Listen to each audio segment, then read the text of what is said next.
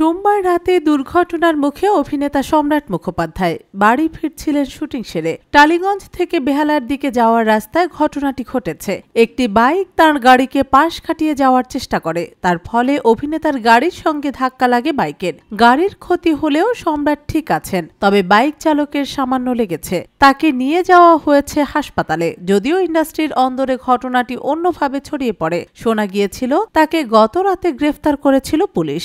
এমনকি শোনা যায় সম্রাটের গাড়ি থেকে পাওয়া গিয়েছিল মদের বোতলও। এসব কি সত্যি? বিস্তারিত জানতে TV9 বাংলার তরফে যোগাযোগ করা হয়েছিল অভিনেতা সম্রাটের সঙ্গে। তিনি তখন শুটিং এর সেটে, আর কিছুক্ষণে শট দিতে যাবেন। ফোন তুলতেই তার হালকা হাসি। সম্রাট বলেন, কেউ জিজ্ঞেস না করেই নিজেদের মন গড়া কাহিনী রটিয়ে দিচ্ছে। আমার গাড়িটা থানায় জমা রেখেছে, এত বড় ঘটনাও ঘটেনি। রাতে একটি বাইক আমার গাড়িটাকে ওভারটেক করার চেষ্টা করে। আমি খুব স্পিডে যে চালাচ্ছিলাম তেমনটাও নয়। গাড়িতে ধাক্কা লাগার জন্য ছেলেটির আঘাত লেগেছে, তাকে হাসপাতালেও নিয়ে যাওয়া হয়েছে। তবে এই পুলিশের গ্রেফতার করার যে খবর উঠেছে সেটা সম্পূর্ণ ভুল। আমার গাড়িটারও ক্ষতি হয়েছে। সেই সঙ্গে অভিনেতার গাড়িতে মদের বোতল থাকার খবরও শোনা যায়। সেই সব খবরই অভিনেতা নস্যাৎ করে দিয়েছেন। সম্রাট বলেন, শুটিং সেরে বাড়ি ফিরছিলাম। আমার গাড়ির শুটিং এর অনেক জিনিস থাকে, সেসব দেখেই হয়তো এমন কিছু ধারণা করতে পারে সবাই, তার থেকে বেশি কিছু নয়। যদিও এই ঘটনায় অভিনেতার কোনো শারীরিক ক্ষতি হয়নি, কিন্তু তিনি খুবই বিরক্ত।